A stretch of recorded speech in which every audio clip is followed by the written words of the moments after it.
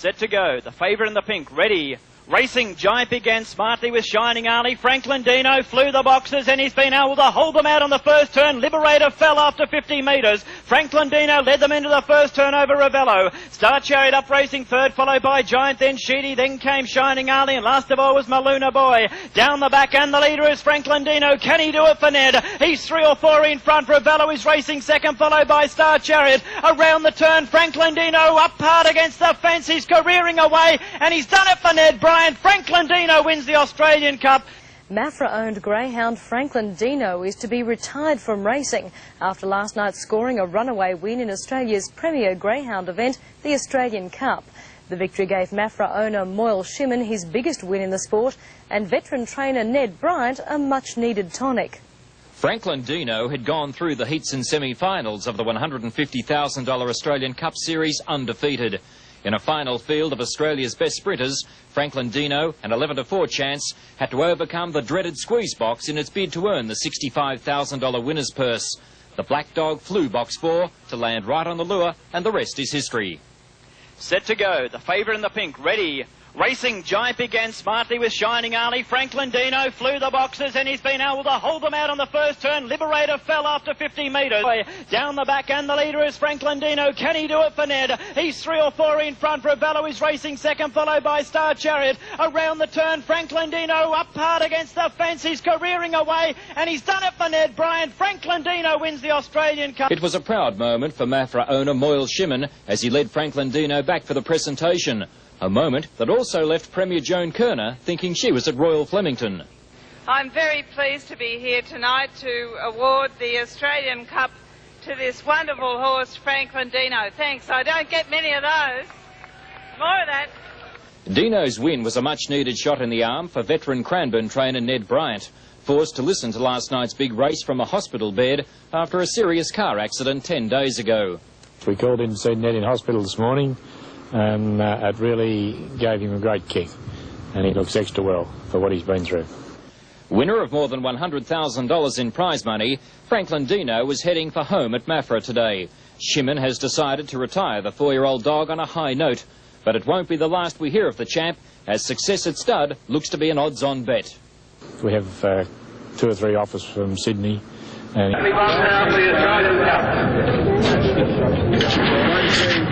and in together, thank you.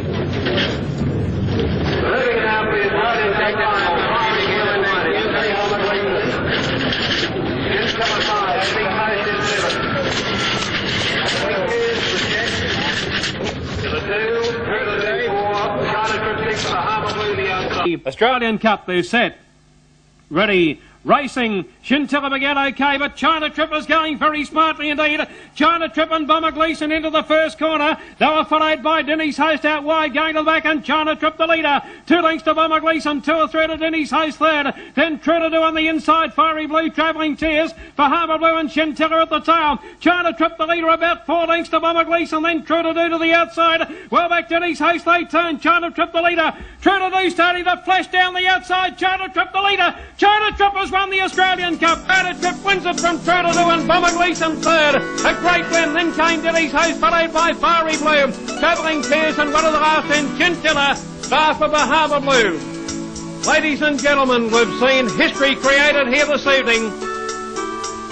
29:71 is the time. The judge has called for a photo to decide the winner.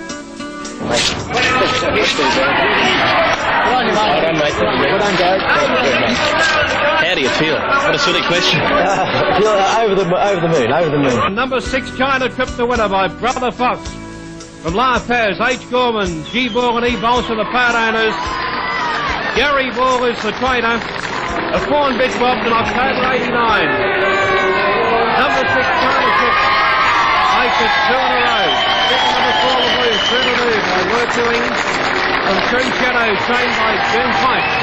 The great South Australian champion has run a terrific race. Coming with a power pack ride all the main stages to Judge Trail. And the ever consistent Bomber Gleeson number 3 by Chariot Supreme from Huppy's Girl, trained by Graham Hastings. Well, this is a great moment in sport out here at Huppy Park, because the history books have been rewritten here tonight. The greyhound has never won 2 Australian Cups. But this wonderful spreading big China Trip, who last year at the Gold Coast suffered an injury which needed 2 screws to be inserted in the greyhound's legs. The veterinary surgeon has done a terrific job here. They've brought China Trip not only back to the racetrack, but they've brought her back to scintillating form, which has enabled them to win this classic race.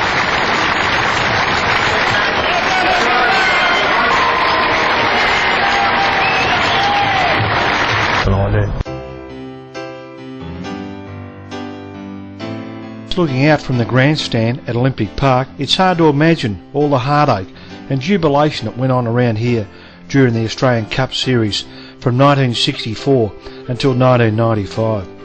It wasn't until the MGRA moved from North Melbourne to here at Olympic Park that the legend of the Australian Cup really began to grow.